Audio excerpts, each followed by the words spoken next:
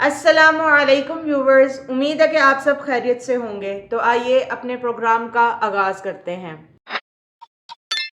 السلام علیکم ڈاکٹر صاحب۔ وعلیکم السلام ورحمۃ اللہ وبرکاتہ۔ کیا حال ہے آپ کا؟ اللہ کا کرم احسان۔ اچھا ڈاکٹر صاحب، جس طرح آج کل ہم دیکھ رہے ہیں کہ فلسطین میں ظلم بہت زیادہ بڑھتا جا رہا ہے، بلکہ ابھی تک کوئی بھی نہیں اس کے بارے میں بول رہا، اور یمن نے بھی بات شروع کی تھی اس کے بارے میں، اور وہ بات بھی اب آگے تک نظر نہیں آ رہی۔ لیکن ہم سے ایک ویور نے سوال پوچھا تھا کہ امیر جماعت اسلامی نے پاکستانی حکمرانوں کو میر جعفر اور میر صادق کہا ہے، فلسطین کے مسلمانوں کی حمایت کے جلسے میں ایسا بیان کیوں کر دیا؟ اور عمران خان کے بعد یہ دوسرے پاکستانی لیڈر ہیں جنہوں نے اپنے ہی حکمرانوں کے بارے میں ایسی رائے کا اظہار کیا ہے، تو آپ اس کے بارے میں کیا کہنا چاہتے ہیں؟ بسم اللہ الرحمن الرحیم۔ السلام علیکم ویور۔ یہ انتہائی افسوسناک پہلو ہے کہ اس وقت فلسطین کے مسلمان جو ہیں وہ ایک بہت بڑی مشقت میں مبتلا ہے، اور تمام 56 ممالک جو مسلمانوں کے ہیں وہ دور سے یا تو اس کا منظر کشی کر رہے ہیں، اور ان کا میڈیا ان کے ہولناک مناظر کو دکھا رہا ہے، اور حکمران ایسے ہیں کہ ان کو جیسے کسی نے بے غیرتی کا ٹیکہ لگایا ہوا ہے، اور ان کے اندر غیرت اور ان کے اندر حمیت جو ہے وہ جیسے سو گئی ہے، اور بمشکل سے کوئی اخلاقی جرت کی بات کرتا ہے کہ ہم اخلاقی طور پر مدد کریں گے۔ ایک آدمی کا بچہ مر رہا ہے، اس کو اخلاقی مدد کیا کرے گی؟ اور یہ بڑا المیہ ہے کہ نبی علیہ السلام نے فرمایا کہ مسلمان جو ہیں ایک جسم کی مانند ہیں، تو جسم کے ایک حصے میں تکلیف ہو تو سارا جسم تکلیف میں ہوتا ہے، تو جسم جب تکلیف میں ہوتا ہے تو آدمی ڈاکٹر کے پاس جاتا ہے، اس کا علاج کرواتا ہے۔ ہماری بدقسمتی یہ ہے کہ ہمارا جسم کا ایک حصہ جو ہے وہ تڑپ رہا ہے، اور جسم کے باقی حصے جو ہیں وہ اپنے اپنے کام میں لگے ہوئے ہیں، اور کہہ رہے نہیں یار بس ٹھیک ہے، تم اپنا تسلی سے رہو، اپنی کوشش کرو، تم بھی ٹھیک ہو جاؤ، اپنے آپ ٹھیک ہو جاؤ۔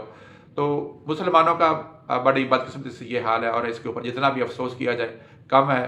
اور دوسرا کاسمیٹکس کی طرف عوام الناس جو ہیں ان کی جو ایکچوئل مدد تو پیسے کی ہے، ان کی ہیلپ تک ان تک پہنچے،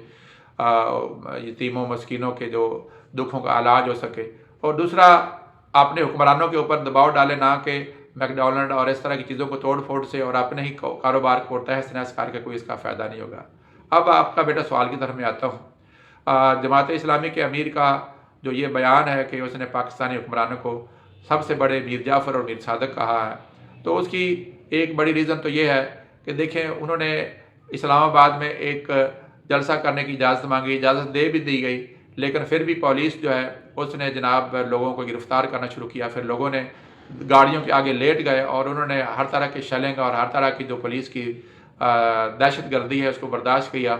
اور یہاں تک کہ پھر یہ حکومت وقت جو ہے اس کے جو یزید اور فرعون لوگ ہیں وہ لوگ آگے انہوں نے محسوس کیا کہ پہلے تحریک انصاف جو ہے اس کا ہی ہم مقابلہ نہیں کر پا رہے، تو کہیں جماعت اسلامی کے جو اسلام پسند لوگ ہیں، اور اس میں چونکہ فقہ جعفریہ کے لوگ بھی شامل تھے، تو انہوں نے کہا کہ کہیں اس کا مذہبی رنگ اٹھ گیا تو وہ جو تحریک انصاف کو ہم نے دبایا ہوا ہے تو وہ بھی اٹھ بیٹھے گی، تو اس لیے آ جا کے ان کو سرنڈر کرنا پڑا۔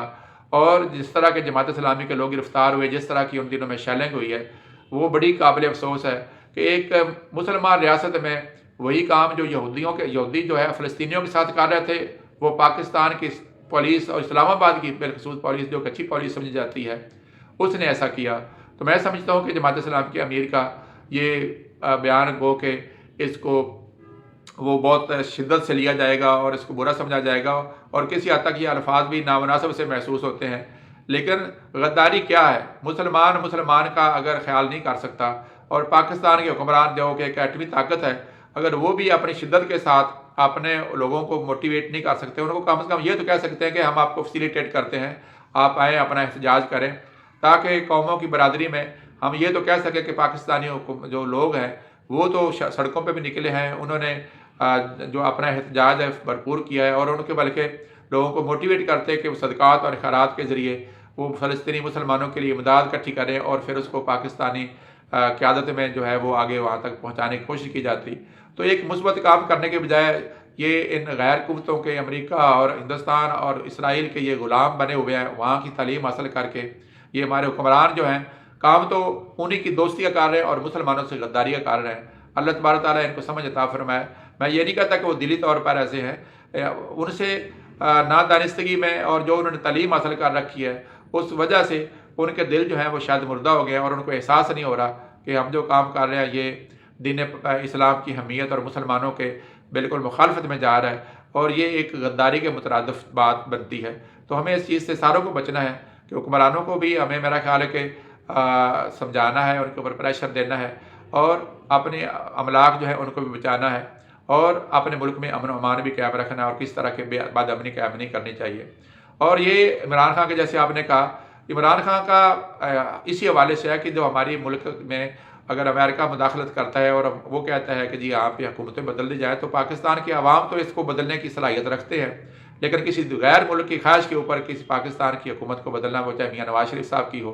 چاہے وہ ذوالفقار علی بھٹو صاحب کی ہو، یا عمران صاحب کی ہو، تو یہ ساری کی ساری حکومتیں جو غیر ملکی آقاؤں کی مرضی کے اوپر ہماری مقتدرہ یا ہمارے سیاستدان مل کے اس کے خلاف ایک اتحاد بنا کے کسی کو نیچے اتار دے، تو یہ بڑی زیادتی کی بات ہے۔ اللہ تبارک تعالیٰ جو ہے ہمارے اندر وہ غیرت اور عزت جو ہے مسلمانوں کے اندر، اور بالخصوص پاکستان کے اندر جو حالات ہیں اس کو پیدا فرمائے، امن سکون عطا فرمائے، اور ہمارے جو مقتدرہ ہیں ان کو بھی سمجھ عطا فرمائے کہ عوام کی نبض کیا ہے۔ وہ اگر فلسطین کے خلاف جہاد کرنا چاہتے ہیں تو اگر وہ نہیں جانتے، ان کو کم از کم اپنے احتجاج کا حق دیں۔ اور اس طریقے سے عمران خان صاحب جو ہیں، اگر عوام چاہتے ہیں کہ وہ حکمران ہو، سیاست کے معاملات کو وہ ڈیل کرے، تو میں سمجھتا ہوں مقتدرہ کو اس کے آڑے پہ نہیں آنا چاہیے۔ اگر کوئی بھی مصنوعی پروگرام کیا گیا، تو جیسے جماعت اسلامی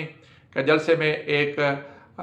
وہ جنگی ماحول پیدا ہونے لگا تھا، ایک ملک میں افراتفری کا ماحول پیدا ہونے لگا تھا، تو بعین ہی اگر سیاست کے اندر بھی ایسا کیا گیا تو وہ بھی پاکستان کے لیے بڑی بدقسمتی ہوگی۔ وہ جو 16 ماہ کا جو رجیم ہے، یہ اس کی کنٹینیوٹی بنے گی۔ یہ میاں نواز شریف جو مرضی ارستو لے آئیں، پاکستان کے حالات جب تک پاکستان میں اسٹیبلٹی نہیں آئے گی، وہ ٹھیک ہونے کا امکان بالکل نہیں ہے۔ نہ غیر ملک جو ہے ہمارے پر اس بات پہ بھروسہ کرے۔ اللہ تعالیٰ سے دعا ہے کہ ہمیں اللہ جل شانہ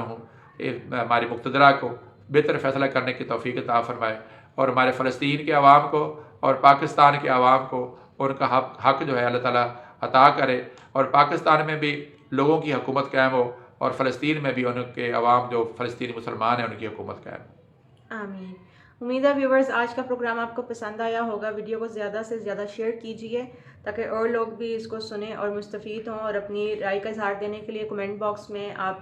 اپنے سوالات بھی لکھ سکتے ہیں اور ہم سے پوچھ سکتے ہیں، ہم انشاءاللہ آپ کو اس کے جوابات بھی دیں گے۔ جلدی آپ سے نیکسٹ پروگرام میں ملاقات ہوگی۔ اللہ حافظ۔